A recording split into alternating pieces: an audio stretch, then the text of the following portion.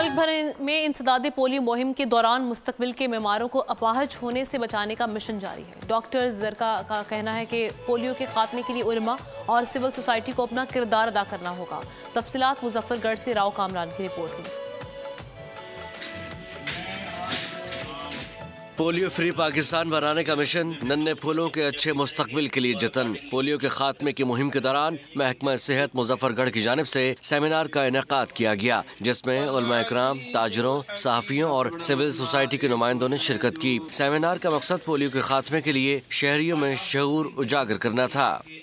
Polio से बचाव की मुहिम में कम्युनिटी के किरदार की अहमियत पर रोशनी डाली गई। तकरीब से खिताब करते हुए डॉक्टर जफर अब्बास राव ने कहा कि पोलियो के खात्मे के लिए उलमा और सिविल सोसाइटी को अपना किरदार अदा करना होगा। इधर माशाल्लाह पहले बहुत अच्छा काम पोलियो का चल रहा था, पहले मेरे आने से पहले भी।